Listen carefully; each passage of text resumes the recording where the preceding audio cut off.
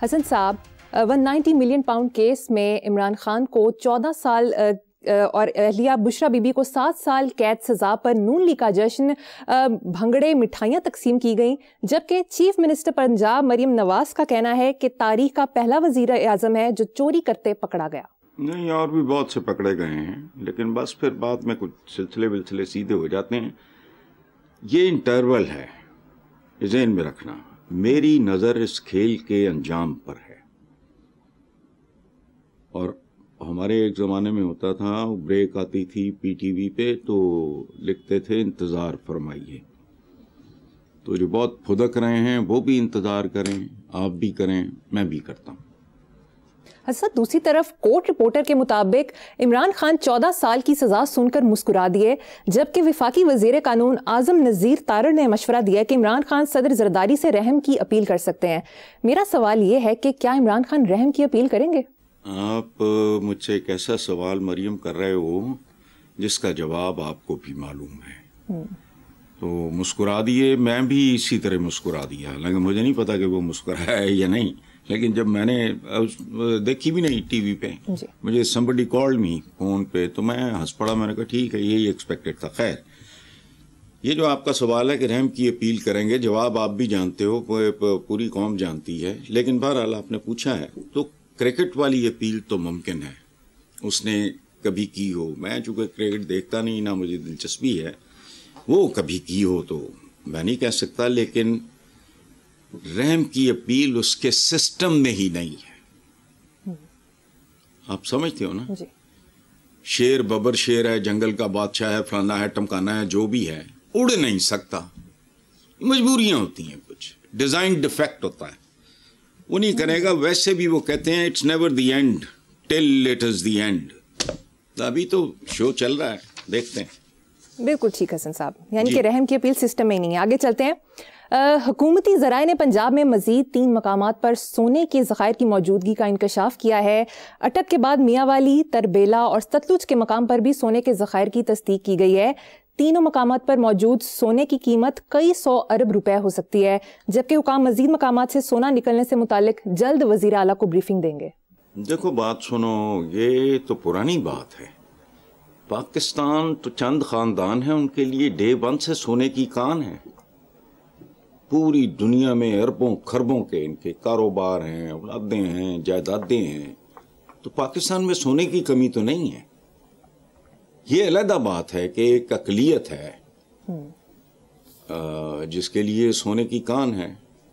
اچھا، باقی مجھے وہ دن بھی یاد ہیں جب ایک عجیب و غریب ڈرامہ چلتا تھا چنوٹ میں، پتہ نہیں تانبے کے یا کون سی، اس طرح کی بانگیاں تو چلتی رہتی ہیں۔ ریکارڈ اس کا کیا بنا، چنوٹ، اٹک، میاں والی، تربیلا، ستلج، تو عوام مزدور ہیں، پاکستان سونے کی کان ہے۔ اور یہ قصے کہانیاں پہلے بھی اس طرح کی بانگیاں بہت ساری سن چکے ہیں۔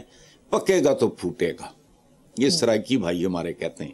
جب آئے گا تو دیکھیں گے، باقی فکر نہ کریں آئندہ ان کا کیا ہے، یہ کہہ دیں گے جی پلیٹینم اور لیتھیم اور اس قسم کی چیزوں کو بھی ذخائر نکل آئے۔ پاکستانی عوام تو اس کے بینیفیشری نہیں ہوں گے۔ پاکستان تو پاکستانی جو ہے نا، وہ پاکستان کے بینیفیشری نہیں ہیں۔ او کیا حبیب جالب کہتا ہوتا تھا، میں تو اپنے میں لیتا ہی نہیں ہے بات، چند گھرانے ہیں آباد، باقی سارے ہیں برباد، پتہ نہیں کیا، وہ اس طرح کا۔ پاکستان سونے کی کان ہے، کچھ مخصوص لوگوں کے لیے پہلے بھی تھی، آج بھی ہے، کب تک رہے گی یہ میں نہیں جانتا۔ بالکل درست کہا حسن صاحب۔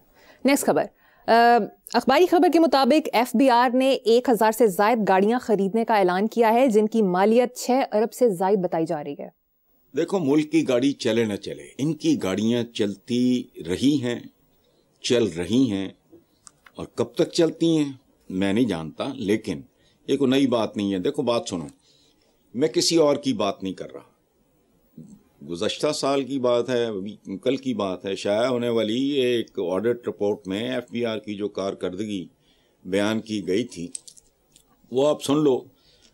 2021 اور 22 425 ارب اور 47 کروڑ کی ٹیکس ریکوری میں ایف بی آر ناکام رہا۔ کیسا؟ جس سے ٹیکس وصول کرنا چاہیے جن لوگوں سے ایف بی آر کے عملے کی ملی بھگت سے وہی ٹیکس چوری کرتے ہیں. اچھا لیکن حکومت عوام سے 2 قسم نہیں درجنوں قسم کے ٹیکسز وصول کرتی. یہ ٹیکسستان ہے. اب direct tax, indirect tax, income tax, corporate tax, property tax, direct tax, اچھا کسٹم وصولیاں, سینٹرل ایکسائز ڈیوٹیاں, سیلز ٹیکس, انڈائریکٹ پتہ نہیں کیا کیا ہے, withholding tax, advance income tax, F C surcharge, Neelum Jhelum surcharge, وہ پتہ نہیں ہے کیا ہے. یہ ٹیکسستان ہے. ان کا ایک ہے نا شہر بڑا خوبصورت ٹیکسس. یہ ہمارا تو پورا ملک کو چھوڑو, لیکن دیکھو اپنے کسی مالی سال میں یہ کوئی اپنا ٹارگٹ اچیو نہیں کر سکتے, لیکن ان کی گاڑیاں چلتی رہنی چاہیے. پاکستان اسی کے لیے بنا تھا شاید. جی حسن صاحب, کشتی حادثے کے حوالے سے خبر شامل کریں گے. 34 سالہ ریحان کے 3 بچے تھے. مالی حالات بھی برے نہیں تھے مگر اس کے باوجود وہ ضد کر کے گیا. غمزدہ بھائی کا کہنا ہے کہ میرے بھائی نے خود پیسے دے کر موت لی, تو گلہ کس سے کریں؟ میں اس میں کیا تبصرہ کروں. یہ صرف پہلی بات تو یہ ہے ملک چھوڑنے کی جو ہوتا ہے نا, کیڑا لڑنا شروع ہوتا ہے آپ کو, اس کے پیچھے کو مالی حالات ہی ضروری نہیں ہوتی. There are so many other factors. بچوں کو آپ تعلیم کے لیے باہر بھیجتے ہو تو وائی, چونکہ یہاں ہے ہی نہیں, معیار ہی کوئی نہیں ہے. امتحانی مراکز نیلام ہوتے ہیں, بکاؤ ہیں. آپ کے بہت سارے جو تھیسس جمع ہوتے ہیں وہ فیک ہوتے ہیں, بکواس ہوتے ہیں. اچھا باقی میں صرف ایک چیز میں عرض کر سکتا ہوں اپنے ویورز کو, جہاں تک ہو سکے یہ بات کریں, اس غمزدہ بھائی کا تبصرہ غور سے سنیں اور سمجھنے کی کوشش کریں. اس سے زیادہ کیا, وہ بھائی نے ٹھیک بات کی ہے, خاص طور پہ اگر مالی حالات بھی نہیں تھے, but there are so many other factors also. Very true. ہجرت ویسے بھی ہمارے ہاں سنت ہے, نہیں راہ سارا تو چھوڑ جاؤ. چلو صحیح. حسن صاحب, اگلی خبر پر آپ یقیناً خوش ہوں گے. پاکستان نے اپنا تیار کردہ سیٹلائٹ چین سے خلا میں بھیج دیا ہے. اچھی خبر ہے. یہ سیٹلائٹ پاکستان کی خلائی تحقیق کا ایک مائل سٹون ثابت ہو سکتا ہے. اسے قدرتی آفات سے نمٹنے, ایگریکلچر میں مرد اور شہری منصوبہ بندی وغیرہ میں کئی جگہ یہ بہت زیادہ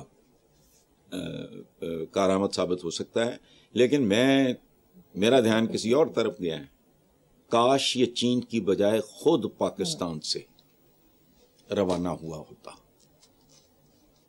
بہت باریک لائن ہے. اپنا تیار کردہ سیٹلائٹ چین سے خلا میں بھیجا. کیوں؟ تمہارے بعد آزاد ہوا, آبادی تم سے زیادہ تھی, گراں خواب چینی, یہ صورتحال تھی. اپنے گریبانوں میں جھانکو. بہرحال چلیں. ٹھیک ہے.